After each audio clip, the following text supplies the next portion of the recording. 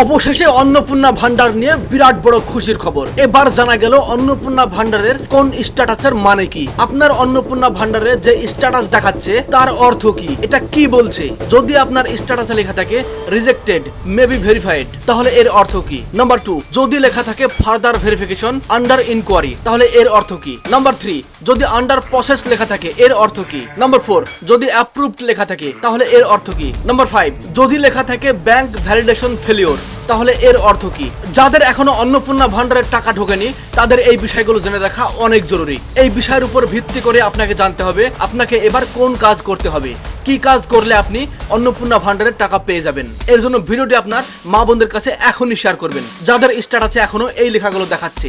যদি আপনি চান আপনার এই সমস্যার সমাধান হওয়ার পাশাপাশি আপনার মা বোনদের সমস্যারও সমাধান হয়, তাহলে এই ভিডিওটি এখনই আপনার মা বোনদের মোবাইলে পাঠিয়ে দিন। Number 1, further verification under inquiry ASDD এর অর্থ কি। এর অর্থ হলো আপনার আবেদন পুনরায় যাচাই হবে। এবং ফার্দার ভেরিফিকেশনের পাশে যে লেখা রয়েছে আন্ডার ইনকোয়ারি ASDD এর অর্থ হলো HR সংক্রান্ত সন্দেহ লিস্টে আপনার নাম এসেছে, তার কারণে তারা এই লেখাটা পাঠিয়েছে।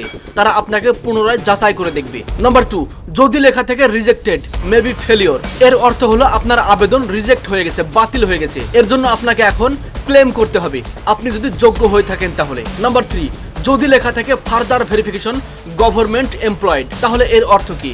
এর অর্থ হলো আপনার স্বামী অথবা আপনি বা আপনার পরিবারের কেউ সরকারি চাকরিতে নিযুক্ত রয়েছে, আর এই কারণে আপনার স্ট্যাটাসে এটা দেখাচ্ছে। তারা আপনাকে পুনরায় যাচাই করে দেখবে। নাম্বার 4, যদি লেখা থাকে আন্ডার প্রসেস, তাহলে এর অর্থ কি। যদি এটা লেখা থাকে তাহলে আপনার জন্য খুশির খবর, আপনার টাকা খুব শীঘ্রই ঢুকতে চলেছে।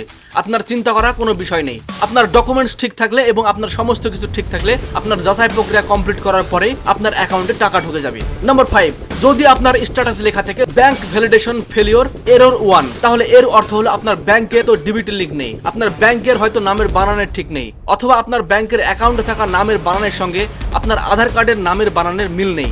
এই ভিডিওটি যদি এখনো শেয়ার না করে থাকেন তাহলে এখনই আপনার মা বোনদের কাছেও শেয়ার করে দিন, তারাও যাতে এই বিষয়গুলি খুব ভালো করে বুঝতে পারে।